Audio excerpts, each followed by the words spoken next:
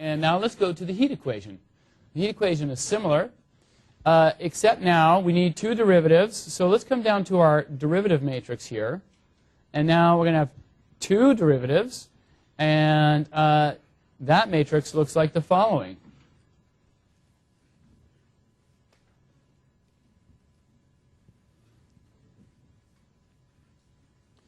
One's on the corners. 1, -2, 1 on the diagonals and off diagonals. Okay? So that's a very simple change. Your matrix A just gets changed a bit. Come back up here. Your CFL now picks up the most important thing of all. Remember, that was all you cared about last Friday, was that delta x squared on the bottom. Perhaps you forgot that you were so fixated on that last Friday. Delta x squared now, CFL. Okay, so we can still do all the same things here.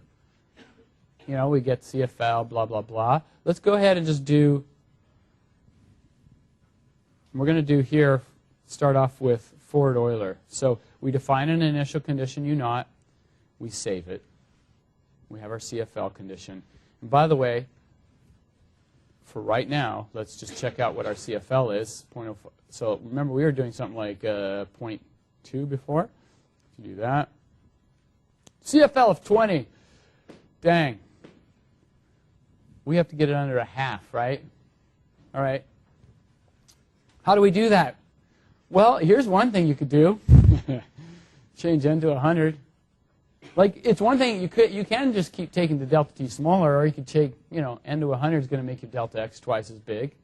So down to 5, factor of 4, which you knew would happen. And you could say, okay, I need another factor of 5, so let's bring this down to, I think that's right, 1. Oh, actually, we need to get it to below a half, right? All right, fine. See, that's costing me 0.02. I was way up at 0.1 and stuff with the wave equation, and now that gets me at a half. So I have my CFL defined. I go ahead and I have my initial conditions. I have my second derivative matrix, and now we come to the heart of the code right there. So first of all, let's go ahead and comment out our leapfrog method. Let's go ahead and just do our, and here's the only line of code we need to play with for the second derivative. My point in the future, U1, is what it is right now, plus, in this case, what we had was, it's just CFL times A times U naught. Yeah, there it is. That's it. Not much change. The matrix A looks quite a bit different. Length t minus 1 now? Yes, and length t minus 1. Okay, so you see, really, I mean, even if you look at this code, we just went back to almost basically the same line of code we had before for leapfrog. The difference is that matrix A has a very different structure, and there was a factor of a half, but still, the big difference here, this line of code is the same. Just that A now tells me how I relate to neighbors differently. A now tells me -2 of myself, 1 of my neighbors, whereas before I was 1 of that guy, -1 of the other guy. Go through, plot.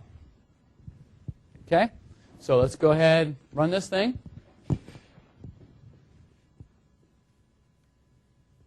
Oh, do I have a break? I do have a break. Okay. Run. Okay.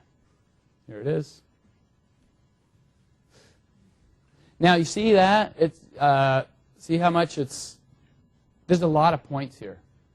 If you remember, I'm taking 0.02 now, so, and I'm running at 4 units, so there's a lot of data here. So you might want to control how much data you have out to the system.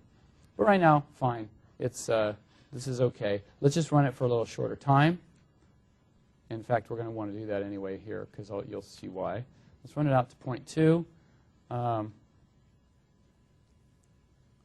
Okay, still a lot of data, and you know we're not going to spend time managing that data very much. But there you go. It's a diffusion problem, and what it is is just this Gaussian just starts to spread out. So like you think about it as the heat equation is like if you put some hot temperature here, typically the way it's introduced in a class, you say, consider a slender rod which you heat it somewhere, and then you ask how does the temperature, you know, if you heat it up at one spot, how does that heat spread throughout this rod? And then here's what would happen. This would cool down, and the heat would diffuse into the other areas. And then eventually the heat would just dissipate away to zero. So if you let this run long enough, it goes to zero. Okay, so there you go. This has a CFL. That's actually correct, stable. So if I kept cutting the delta T in half, I'd get the same thing. Now, let's go ahead and violate the CFL. So for the Euler method, I'm just going to do the following. I'm going to make it 0.04. So now my CFL is 1 instead of half. Now if I run this thing, oh, 10 to the 9. So if you were to light this slender rod in the middle with a Bic lighter, it would blow up. It would melt everybody around you and the whole planet because you generate heats of 10 to the 9. So don't do that with a Bic lighter. Okay? So you can see this is exactly what happens. You just do a little delta T, boom, this thing just takes off on you. By the way, that's just in 2 units. You run this for 10, this is like 10 to the 200th power. Okay? Total garbage. So, like I said, this is what I mean by this. When you violate CFL, it usually announces itself to you. Right? It says, you do not expect that when you put a little bit of heat into a system with maximum amplitude of 1. So first of all, if it's a linear system, you don't expect it to get hotter. Second of all, you certainly don't expect to get so hot like 10 to the 9. Totally bogus. So right away you can start saying, okay, there's just something wrong here. Start cutting your delta T down. In this case, you can cut the delta T down, and once you get it below what we had there, 0.02, you keep cutting it down, you get the same idea, physics out every time. So it's just, okay, I've done the conversion study, I know it works. And in this case, we can actually do it explicitly. Okay, so that's what happens. Now let's go ahead and go to the leapfrog method with this thing. And I'm only going to run it out here to 1. And in the leapfrog method, all we're going to do is, we're just going to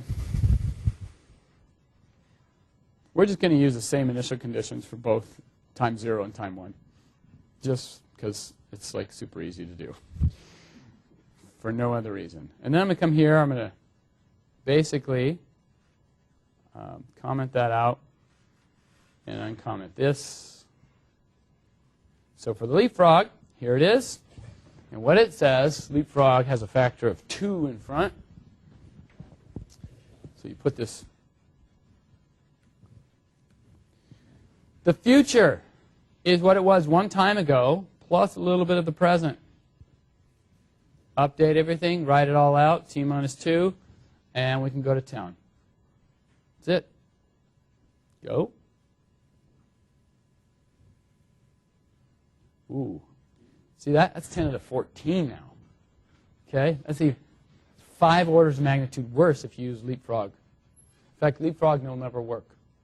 We know that for this equation. So again, you can see, there you go.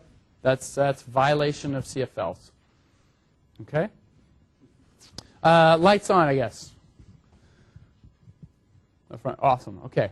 So to finish off, let's just really briefly talk. In these 2 equations, right, I know how to make them work. I can do the full CFL.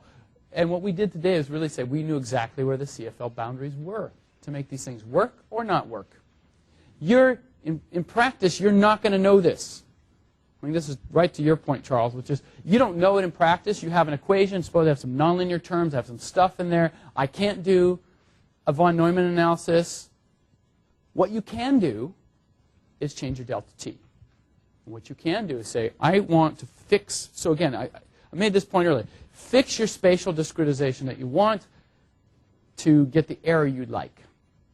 Right? So you suppose I want errors of like 10 to minus 2, 10 to minus 3. Well, then pick your dx to make this happen for you. So for instance, if you pick If you want error of like 10 to minus 4, you'd pick your dx to be about 10 to minus 2. And you say, okay, that's what I want for my error. And now what you do is just pick a dt, and you start walking it down. Cut it in half, cut it in half, cut it in half. Once you've got the solution to converge, in other words, I cut the delta t in half, and it's giving me the same thing. Cut the delta t in half again, still really giving me the same thing, right? Typically, the way you might think about this is you take delta t to be super, super small. That is your exact solution, okay? And then you should take your delta t's, keep cutting them in half, and it should be converging to that, okay? And if it's not, that means something's wrong. Generically, things are not going to be like these two equations where if you apply Euler here, it always is unstable for no matter how you pick delta t. Generically, that's a result that's confined to these very simple equations. If I have nonlinearities and other stuff going on here, there's always going to be some lambda that will probably make it work. Same thing here. It's not like leapfrog's always unstable. Very few schemes are always unstable. Only in the simplest cases can you always say things like it's always unstable or always stable. Generically, it's always going to be, there's a range that works. Drop it below that range, you're fine. So if you're testing the convergence, you can change your CFL by increasing delta x size, right, or reducing delta t. Is there offer a reason with making your problem to make delta x coarser because you want to test convergence faster? Yeah, so a very nice thing to do is you can always make delta x bigger, right? Because the scheme is independent of what you're saying about accuracy, right? The scheme is. So if you want to test it more quickly, yeah, you pick your delta x to be, bigger, so you don't have to do as much work, right? And because everything's constrained by this ratio of delta t over delta x. So for instance, even if you pick delta x to be 1, right? You're not making a statement about the accuracy of what you're getting. You're making a statement about the stability of the scheme. Then once you establish stability of the scheme, then you can go back and say, okay, now let me crank down the accuracy. Yes. Yeah. Is there a way to automate picking of delta t to get convergence?